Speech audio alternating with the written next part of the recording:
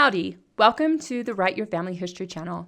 My name is Devin Noel Lee, a published family history author who wants you to learn how to quickly write non-boring family histories to share your legacy with your loved ones. You don't have to be a trained author to write a family history, so join me as I teach you how to turn names, dates, and places into enjoyable narratives.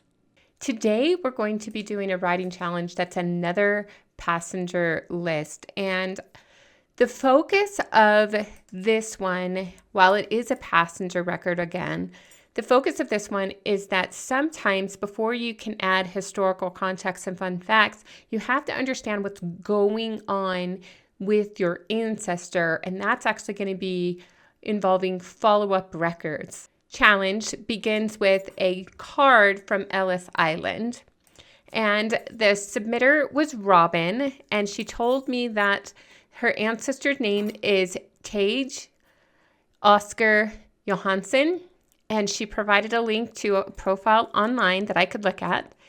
The article type, as I said, was a index card to Ellis Island. But then after some follow-up, we said, hey, let's get to the actual record. So we'll show you how we got to that. And then she did provide the transcription. There wasn't much to the actual record, but then she gave me the transcription for the extra record and a lot of information. Now, I will forewarn you, I can't do as much research as I did to understand the story like I did for this one. But it was really interesting. There was a lot of great information, and I personally need to limit myself because the reason why this writing challenge took so long to release is because I understood the profile a little bit on Ancestry, but it was lacking a lot of records that were starting to make sense. So I put the family tree over on FamilySearch. Actually, it was started on FamilySearch, and then I started adding more records and details because there were a lot of persons in this story. And until I can understand who was related to whom, then it was hard for me to write the story, or at least the initial draft of the story. And I didn't want to create an ancestry profile for somebody who's not my relatives. So I wound up expanding the profile in FamilySearch. But I can't do this all the time. However, you'll understand that I spent a lot of time researching to understand instead of writing. And so hopefully you'll get something out of the fact that I had to go and do some research to understand. And then I get to this draft. And then there's these other aspects of videos here on the channel to enhance the story arc video, the don't overuse your ancestor's name video, physical description. You get the idea. There are a lot of other videos that could be consulted after we do this writing challenge to make the story better. Of course, historical context would be ideal, but I ran out of time before I finally just needed to make this video. I hope you get a lot of value out of it, so let's get into it. So step one, after you have your document and before you start writing, is you need to write a citation for the document you're going to start with. Now, I will be honest with you, I typically will open up all of my sources, write, and then add the source citation. But in the writing challenges, I felt like we need to start with a citation and then know that we have at least one citation for at least one of the records and then proceed. So in this case, we needed to get a citation, and I decided to just use a template for an ancestry tree because the initial image came from the profile that was linked, and that profile was shared with me. And so this is the citation I came up with. I had the name of the tree, creator, owner, moderator, then the name of the tree, that it's over on Ancestry, when I accessed it, the description of the image I saw, which is a screenshot of this website that was posted in 2015 with passenger details of his arrival at Ellis Island. I will admit, this is probably a really terrible citation, but it just shows you start with what you've got and improve as you go. That is critical to ensure that you capture citations, and then you can go back and revisit citations you feel are on the weaker side and then improve them. Step 2 will be to transcribe or translate your document. And Robin took this and then gave me a manual transcription of that. I don't think you need to just put something like this in an AI tool of any kind. It's pretty straightforward. And if you were at the actual website, you probably could copy and paste it into your document. You don't have to do a little bit of work there. So I had the copy and paste, and I was able to put it into a document that I'll show you here in a moment. So the next step was to understand the document. And this is when I received a link to the actual passenger list so that I can examine it, see what's on there. I'm a big fan of turning the page forward, turning the page back, because when it's on a passenger list, you can not only find your family, but you can understand who they're traveling with. And if you go back to the previous writing challenge that had a passenger list, you'll see that I went in and I tried to say how many people were on board, what were their ages, what were their economic conditions, gather that information so you can add character and context to who are the traveling companions on this ship. So here is a Google Doc version of my starting paragraph.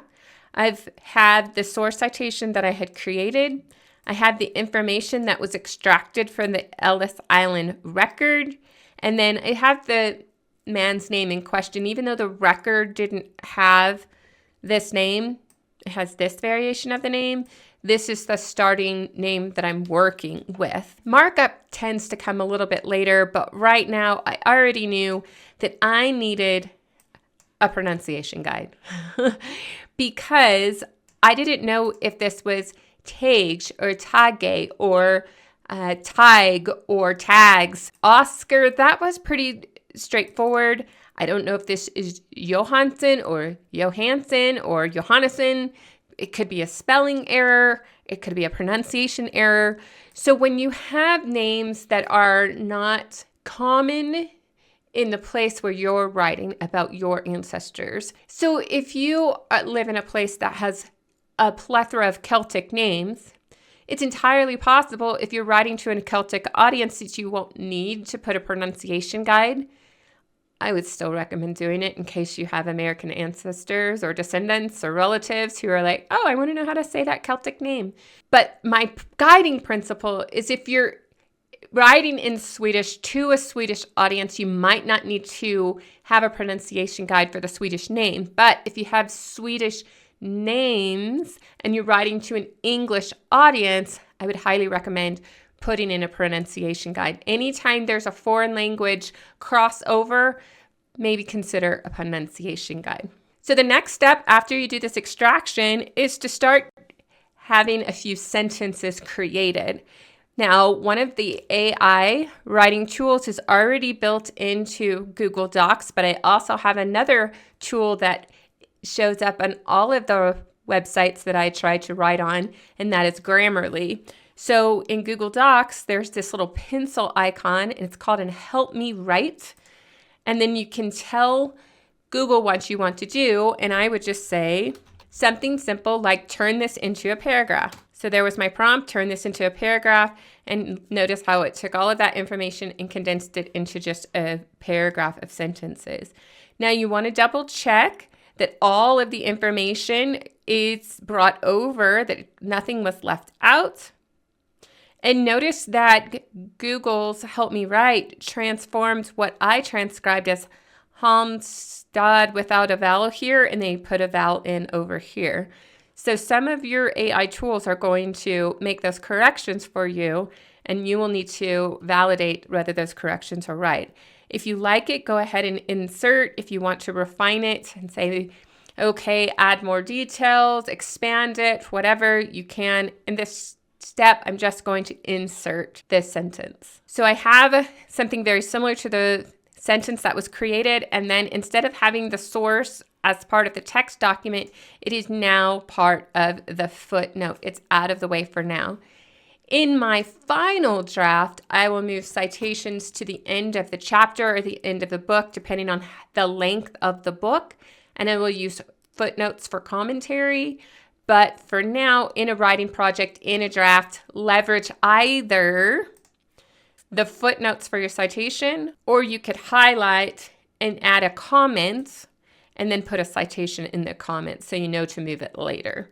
At this stage, I can start marking up this document, and I could say, okay, what else do I know about tags? Who was he traveling with? What can I find out about the ship? What's the distance between Copenhagen and New York? How long was he on this ship? And get some location context for the place which was his last residence.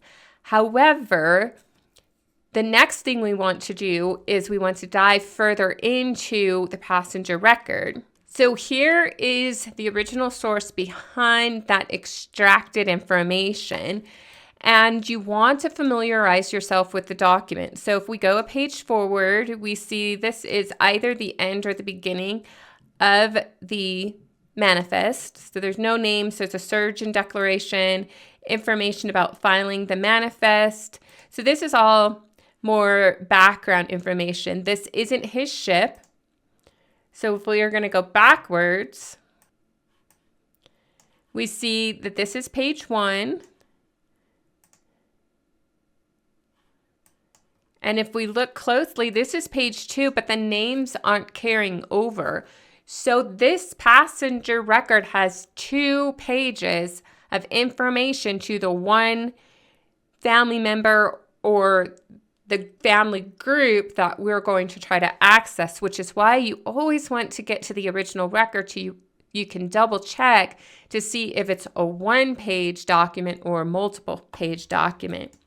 We go to the next page. It's over. It seems like it's over. And these are only the only persons on this ship. So perhaps there were only 28 passengers on this ship. For now, I'm going to save that for the historical context section for our viewer Robin to assess based on what we talked about in the previous video. But we're going to go ahead and look at the details. We've got Ida and Nils and Gustav and Tig and Stig and this name. And this name is kind of hard to read. It sort of looks like Irma. It could be Anna. We write what we think it is as we are going through the document. And as we find other details to correct it, then we correct the names. That's how we reprove the research that we've acquired, and we leave notes along the way. So instead of walking you through every bits of information that's hard to read here, we're going to go through the extraction. It's not an exact extraction. It's more, I pulled the information and then arranged it in a way that it makes sense for me. So how about a modified extraction is what we're going to call it. So this record says that the family left Copenhagen on 26 September 1912. Arrived in New York, 9 October 1912. Now, the year 1912 stands out for me, and I'd want to know what the weather was like, whether other historical events are taking place at that time. But again, we'd save that for the historical time period. But for now, we could probably figure out how many days did it take to go from Copenhagen into New York. And this is one of those times when I would actually leverage Google. So I have how many days between the 26 September 1912 and 9 October, and it said 13 days. So we're going to go ahead and add a little note, 13-day trip. Okay. Other details, the travelers. This is Ida, his mother. She's 39. She is listed as a wife, and we have a physical description and where she was born. Then it lists the children's. Someone did say that it was Irma later, Anna rather than Irma. So we're going to go ahead and go with this transcription. We have Nils, but it really looks like the name Nils, Gustav, Tig, Stig, and Anna. Their physical description and where they were born. The record also says who is the residents back at home. We have a Johannason with this location in Halmstad. I'm not sure if that is the correct transcription. So anyone who has Swedish knowledge. I would love for you to share if that location is accurate. The final destination was included, and it also said that Ida had $25 in her pocket and was going to meet up with her husband, Oscar, with a specific residence location. So if we were to mark it up, we would try to learn more information about this residence, to be sure.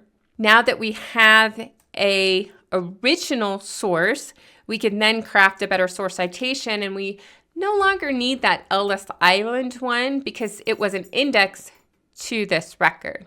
Now we have an accurate citation. So you can actually improve some of your citations when you go from a picture from a family tree to a more accurate source citation as you go.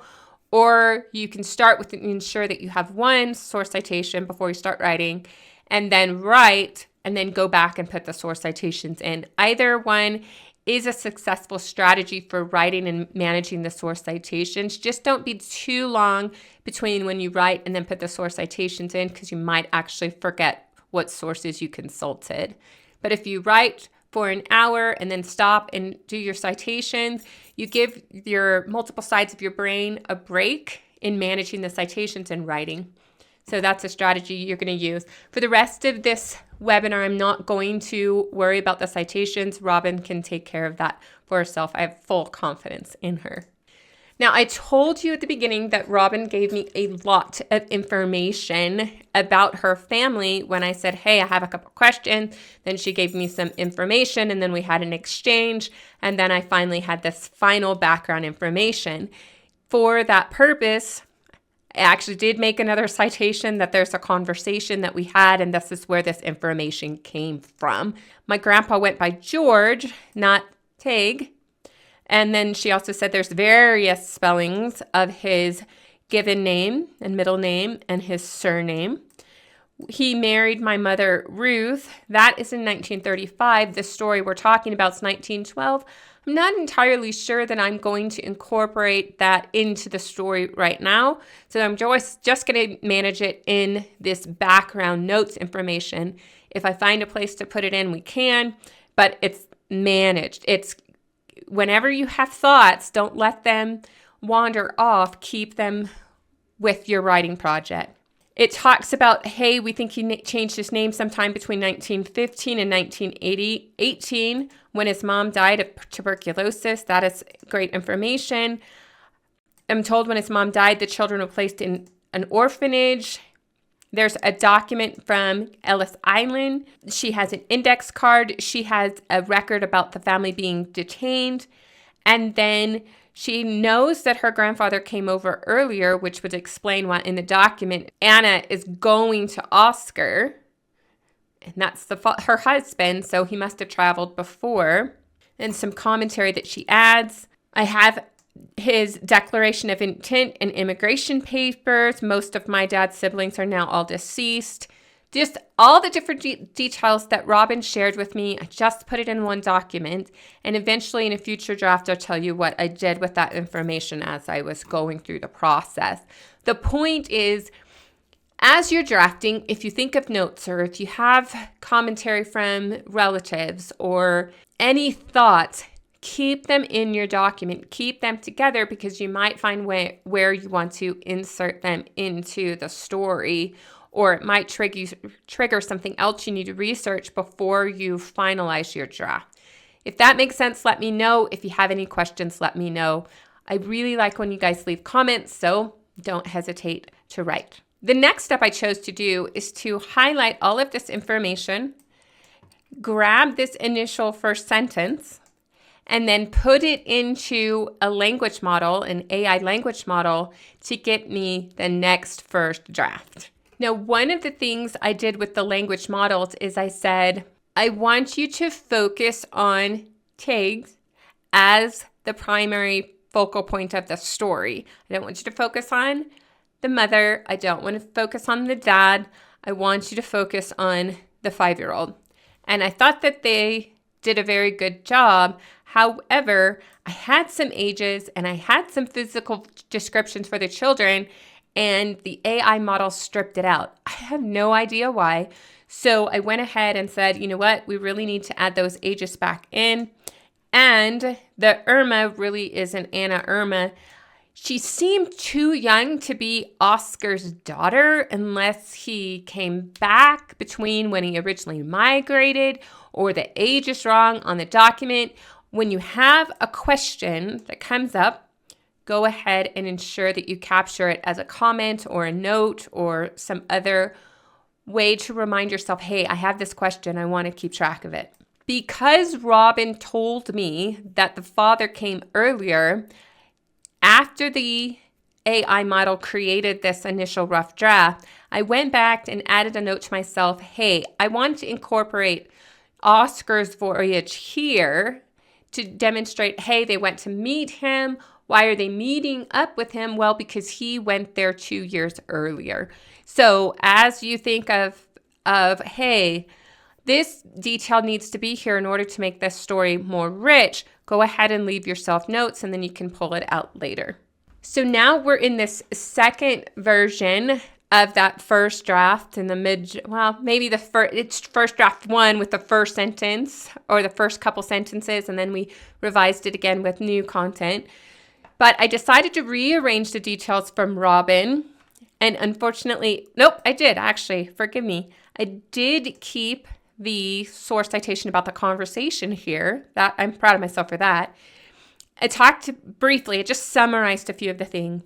There's the many name variations, and I decided, you know what? Let me put this in a box text at some point. I don't know when I will, but perhaps what I'm going to do with the name variations is try to show the documents in a timeline format when he used the name his parents gave him and then when he changed to the name George, and just have it in a little box text screen on the side, maybe on a facing page to the text. I'm not sure what I would recommend Robin do. It all just depends on how this story shapes, but at some point that would make a really good box text content. So I went ahead and left that note. I rearranged the information about changing the name, his mother dying of tuberculosis, and then the children going to an orphanage. My running thought here, sometimes you can use the comment section on the side. Sometimes you can put it within the text. That's why I changed the color. Great details for the next chapter.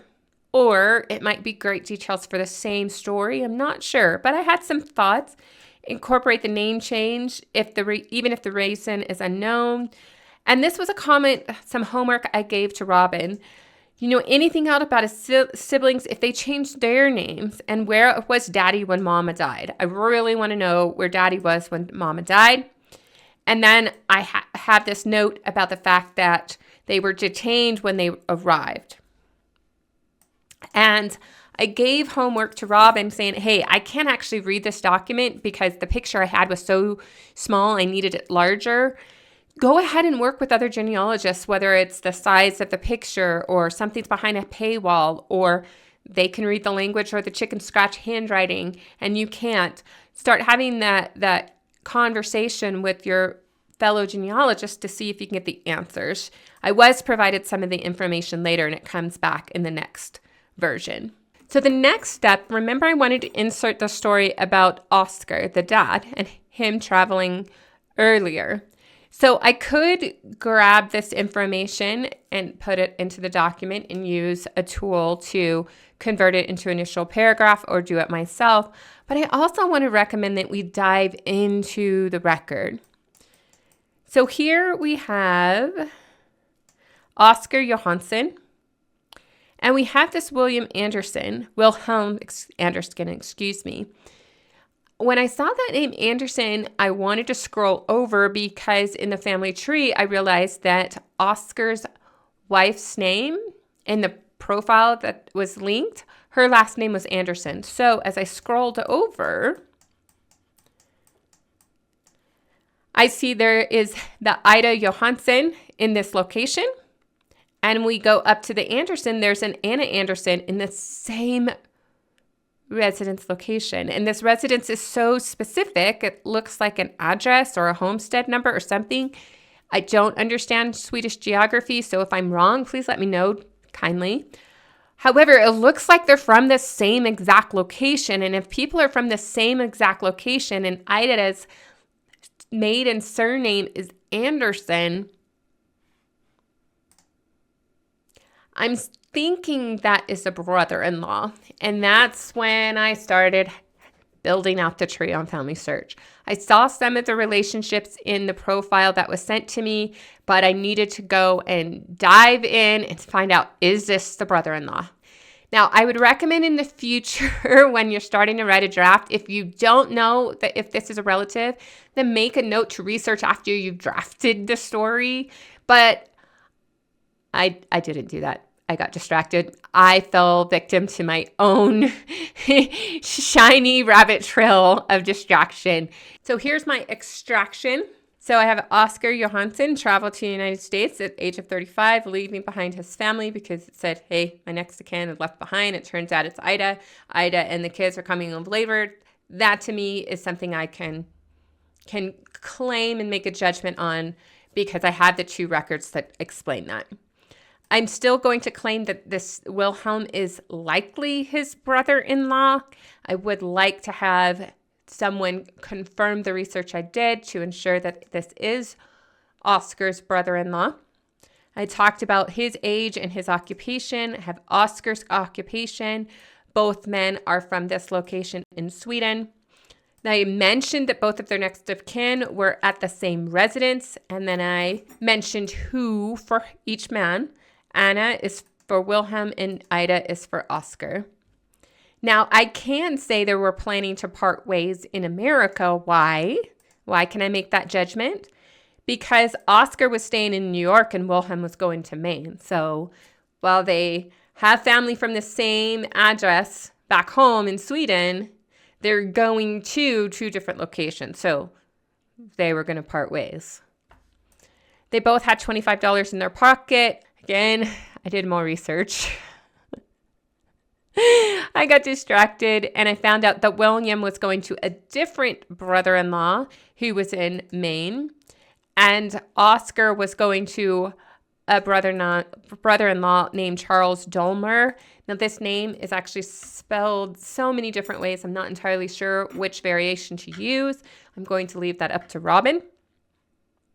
And he is at that address that the wife and kids are going to come to later. So I'm already thinking at some point I need to put a note, or Robin needs to do some research. Hey, 2 years later, was Charles in the same place or did he move somewhere else? And then Oscar was able to take this residence. Spoiler alert, they eventually go to 2 different residences. So I would want to start figuring out, okay, who had the property at what time? Was it a boarding house? Was it a tenement? I want to know about this place and why Charles had it when Oscar came over and then Oscar had it when his family came over. Do you see why when you start adding extra records in, it starts adding a lot more questions? And sometimes you have to push off the historical context stuff until you truly understand what is happening. There's a description of Wilhelm and Oscar, a physical description, and their departure date. And oh my gosh, they traveled on the same ship. So eventually we want to talk about how the father and the children were able to travel on the same ship. And if there was a letter exchanging back and forth, he could maybe send a letter back to his wife to say, hey, tell the children what to expect when you're traveling. That's what I would do to my family members. If I've done something, I would tell them, hey, this is what to expect. Here's what to plan for so that they could have a more successful trip, especially since it's the same ship. So once again, I leveraged the Google Help Me Write tool and said, turn this into paragraph form. Oscar, a 35-year-old markman, and William, a 32-year-old spinner, departed from Copenhagen on April 11th. Aboard the ship, both men hailed from Sweden and arrived with $25 in their pocket on this day in New York. Despite being brothers-in-laws with next of kin residing in the same location, their journeys diverged. He was 5'7", and he settled with Charles Dahlman, William 3 inches taller, went to Maine in the care of his brother-in-law. But notice it stripped out what? The next of kin. It did keep most of the other details, but I found that was like, wait, why are you taking out the names? It could be because it's a parenthetical. Not entirely sure, but that's what happens with some of these language tools. They will take out details that you want to keep in. So it's up to you to keep track of your variations, your versions and revisions, and ensure that you don't extract out really relevant information. So what do we do next? Well, first we would take this and insert that into the first AI revision of Oscar's wife and kiddos coming over, and insert that into the location I told you before. But it's also time to start processing these other documents that you have available. I would highly recommend that you don't move on to historical context, familial context, until you understand what's going on. So is the story really about traveling? To an extent, it's about traveling, similar to what we did in the previous video. But really, this is a multiple travel story where the family's going to come over and Oscar's been there before. And then shortly after being there, what are some of the things that happen? Get this structure going. And then once you understand the timeline of several events that are closely related as far as time goes, then you can go add other family context, location context, and social context. We still haven't dived into, well, why would they have left Sweden this time? Why would they have chosen New York? Did Oscar have a career that was similar to what he had in Sweden, and so that's why he chose New York as a place to go? Did he pick up the skill randomly because he had a tangentially related skill set? Or did Charles, this brother-in-law Charles, how did he connect Oscar to the career? Maybe he already worked there and said, hey, come join me and we'll get you hired on. There's lots of questions they're going to ask, and it's all part of one story, even though it has multiple events in the story. And so until you really understand your story, I would pause on the fun facts and the historical context and social context to make the story rich. We really need to understand what's happening. So that's when Robin's additional records came in and were very, very handy. One of the first records she showed me was this naturalization record. And unfortunately, I don't have a link to the original. I just have another picture in the family tree profile. So eventually we would want to get a source citation and actually look at the full document, but we're going to start with what we have and improve as we go, because it's not like it's not a valuable record. So here we see that Oscar is petitioning for naturalization. It has his address and his career, his birth date, and when he emigrated. We already knew this information, but what if it was slightly different? We would want to analyze and correlate and resolve those conflicts. Then it talked about he's declaring his intention to become a U.S. citizen in the location. And then Robin had said, hey, the wife had passed away. Now, all that he says in this document is he's a widower. Darn it. Would have been nice if you put the rest of the information in there, my friend. He did not. However, we have that he claims there's 6 children, and these have to be alive at this date in order for him to try to have the naturalization claims for his kiddos. And so what we also pick up are middle names for the other siblings and exact birth dates for these other siblings. So we can then go and know exactly how old they were on that trip over on the ship. It confirms that they were born in Halmstad, Sweden.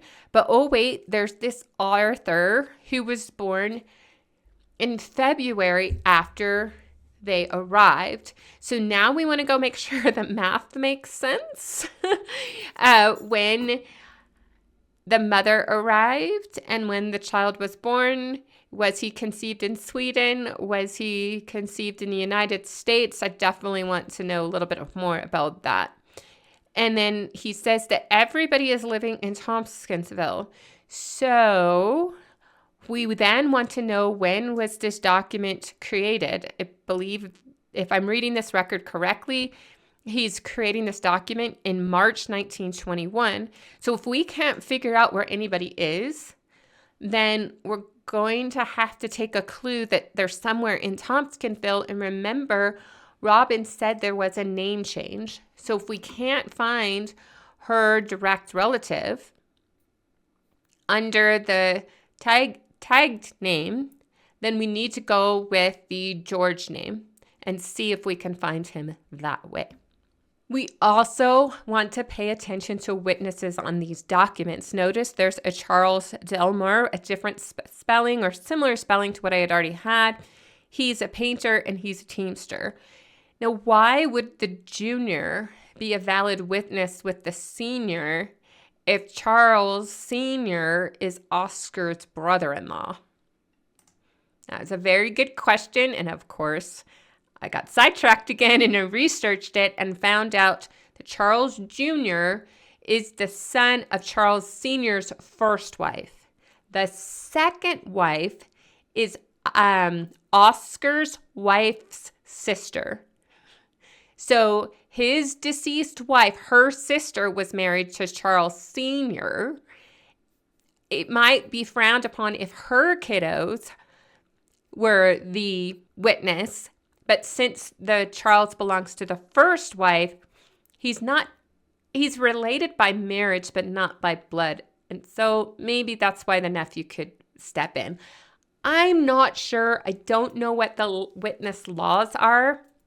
We'd have to research that before we make such a bold claim. But notice how when you see these things, it starts making you have these questions. Research after you write. I didn't. Learn from my mistake. Leave it as a question to resolve, and then after you have your draft written, then come back and go ahead and research it more fully. So I'm going to leave that for y'all to consider. Could a nephew, a blood nephew, be a witness, or does it have to be somebody that can be related by marriage but not directly by blood, if that makes sense? So from that record, I extracted the information and just pulled out the pertinent details to help me write the story that I'm seeking. I highlighted the text, and then I leveraged the Google Help Me Write, and this was the result. The war interrupted his intention to become a U.S. citizen with his family, but he applied for citizen's rights and goes through and has all the details. Not too bad. So now I can grab that, put it up with the document I had earlier, and we're building out this story, trying to understand each part before we start enhancing and making it non-boring. So you first have to process your records. It's a good point to stop and say, I always tell people writing makes you a better researcher and researching makes you a better writer. So if you don't feel like you have strength in either one, then do the opposite, because it's going to build those skills. So this demonstrates I've got to do some more research. Okay, there's this naturalization case. How do I understand that record? How does it impact what we have going on? Where does that fall in that story? What questions do we have? What things do we need to know in order to connect these documents? What does it tell us about the context of the family? You see, all of these feed into the research, but it doesn't make sense until you start writing it out. So now we have the portions from the very first AI tool that Google Help Me Write. Now, this was from an AI model. Then we have the Google Help Me Write about Oscar's journey 2 years before. This is still from that first AI model. I'm breaking things up, inserting things where I think they belong. I have this mention from Robin about the detainment, a few of the notes there. And then again, from the AI, I'm going to pull in details from the Declaration of Intention and then from the naturalization papers. I did skip over that part for the sake of time. And then I still have the commentary from Robin down there below. At this point, you could revise the story, or you could start capturing your thoughts. One of my first thoughts was, hey, I want to make sure that I tie in the reuniting of the family with the father from 2 years before. And then I have a date, so I want to calculate just how long have they been apart. I want to know more about the ship. I want to put the ages back in. Still don't have the ages just yet. And then we want to add location details about where they left. Again, like I said, whenever you have an address, you want to learn more about the address. Whenever there's an occupation and you're not sure what it is, make sure you make a note that says, what is this? I'm just demonstrating when you're having thoughts, write them down. Now, you remember I said I got distracted. So on FamilySearch, I was building out the family. And I came across the Homestead Sweden religious records.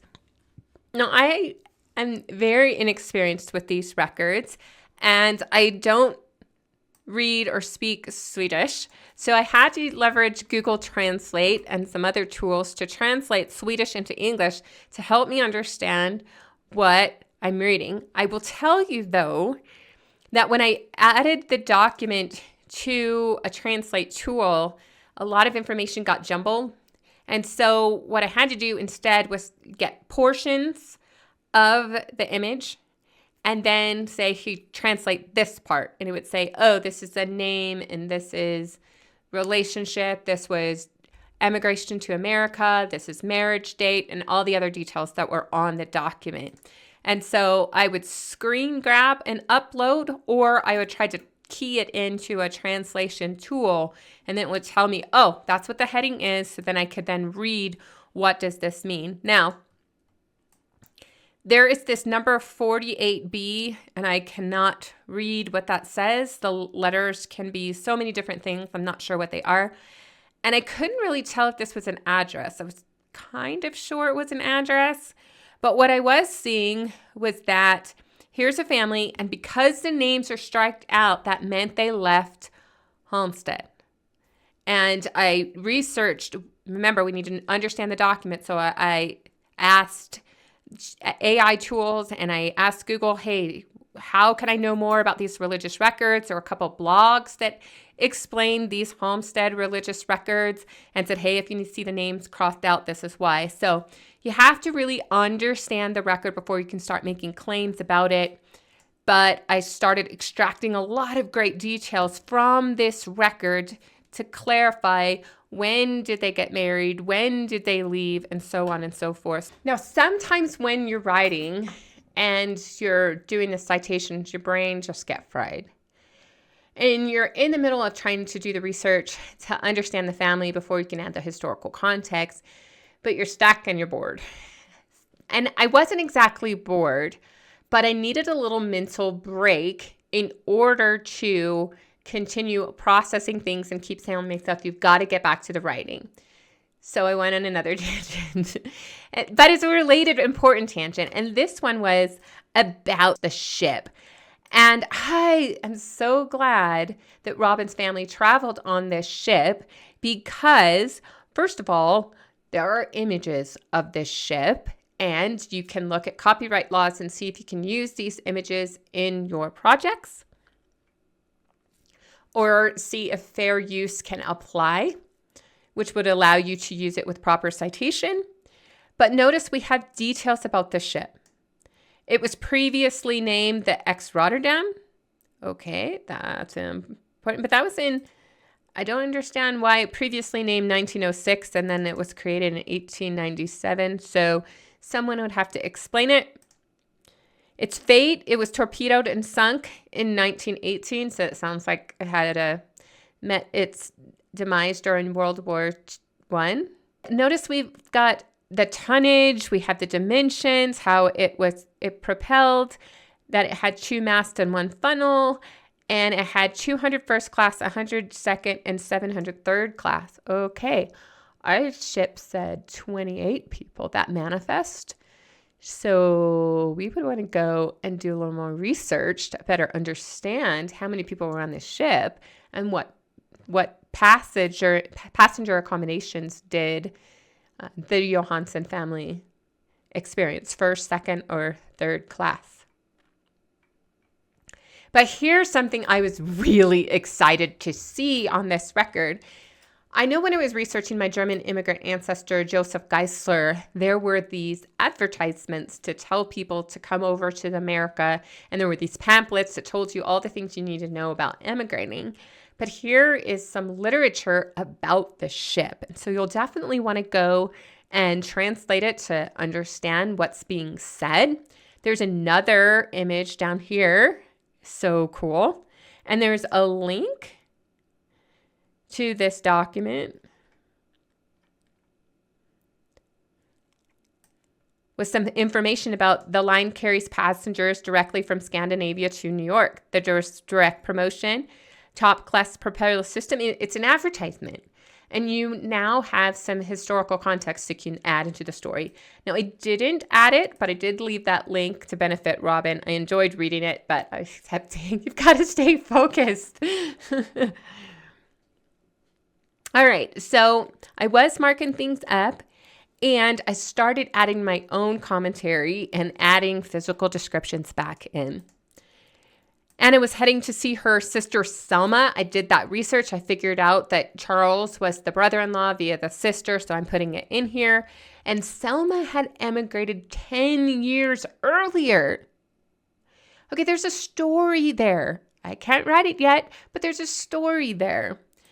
The she, because I used two she's, I probably need to go ahead and put Aunt Ida back here. Ida left behind a child who had died in infancy, and her father, that needs a comma, Johannes Anderson. Remember I told you I kept getting distracted with research?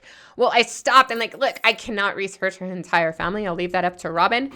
Find out, was her mother and siblings still left behind in Sweden? And one's already emigrated, but what about the rest? That would be something for Robin to find out and then incorporate into the story. Who is being left behind? Who is mourning her loss? Not that she's passed away, but she might not ever see them again. And so you want to include them in the story. I included the physical descriptions again.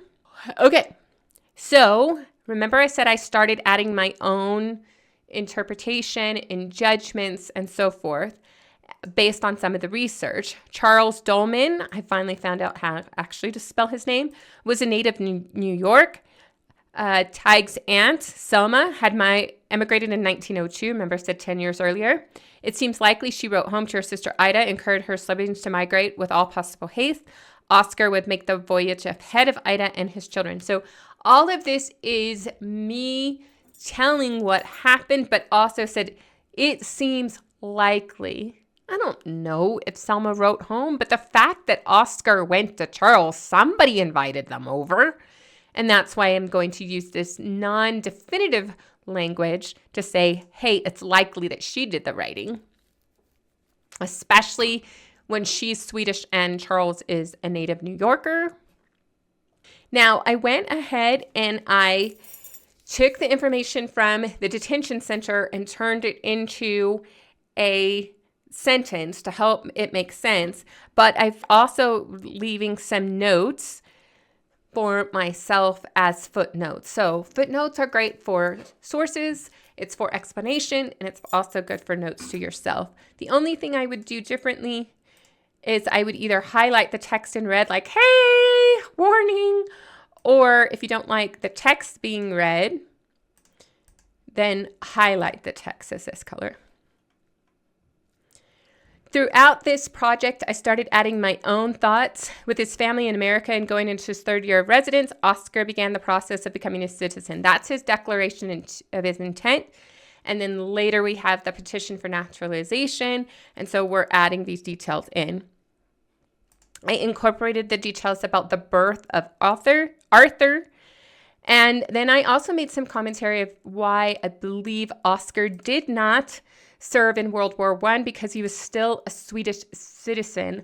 I based that off the draft record, and I would want to confirm that with the statutes and some other sources. So still my commentary, and I need to back it up. We talked about how Oster became a widow in September 1918 when his wife of 15 years died, and she died of tuberculosis. He was left with 6 children between the ages of 14 and 4 in the home. Now, when I did some research, because Robin said later in our conversations, oh, hey, I found out that they went to the Swedish orphanage home, and it was in Cromwell, Connecticut. So I looked for Oscar because he's applying to have his family in 1921. So what's happening in 1920? In 1920, he and his oldest son are in a home with the Smith family. Don't know how they're related. They're not with the Dolmers anymore. And 3 of the kids, 3 of the boys, they're in this Swedish orphanage home. But 2 of the kids, the youngest 2, they're missing. I don't know where they are. They're not with dad. They're not at the orphanage unless somehow their name is hidden or written incorrectly. So I would recommend the research be done to try to figure out where were the other 2. It's the youngest one. It's the Arthur, who was born in New York, and it's also the daughter Anna, who is the youngest. They could be with the Charles Dolmer family because Selma is the aunt and she could have kept the young children. It could have been with the people who might have been the brother-in-law up in Maine. I don't know what happened to them after. Lots of research needs to get done, but I find it incredibly interesting that the family's apart for the 1920 census, and then Oscar applies for citizenship, and in 1930, he has all the kids back, including Anna and Arthur, except for Nils and Robin's direct ancestor, who changed his name to George. I don't know where he is. I didn't see a census record for 1930 of where he went to. I believe Nils is married to a neighbor that was in 1920. I don't exactly remember when he got married, but you see, we're still trying to figure out the whole story. And once you piece the story together, then you can incorporate it into your draft. Your draft is probably going to be ugly and boring until it starts making sense. I'm going to stop our video here because I feel like I've been going for quite a long time. I'm going to show you very quickly that I took all this information and I dumped it into ChatGPT, and I will share with you what ChatGPT offered in the blog post. And I will tell you, I'm not really thrilled with the AI model. It stripped out the ages again. It did a good job of switching the story because really the research just seems like it's focusing on the mom with the kids and then Oscar the dad. And I had ChatGPT switch the focus of the story to Robin's ancestor. And it successfully did that, but I have to go rework a lot of the really good details back in, namely the ages of his siblings when he's traveling. I don't know why it kept doing that. It was driving me nuts. Maybe I could have trained the AI model not to do that because that's pertinent information. It gives you context. It does the math so your readers don't have to figure that out.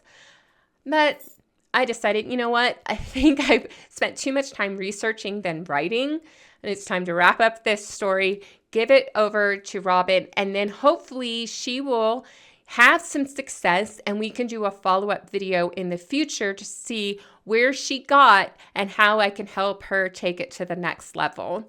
So let me know, is it helpful to see all the research tangents I go on when I'm trying to take a document and turn it into a draft? Or do you just want stories that take one draft and turn it into a paragraph and then we expand it with family context and historical context?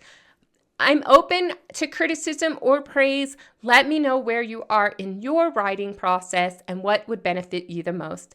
Thanks so much for watching, and we'll see you next time. Thanks for watching. Please consider subscribing to this channel. And if you're ready for the next writing tip, check out this video right up there.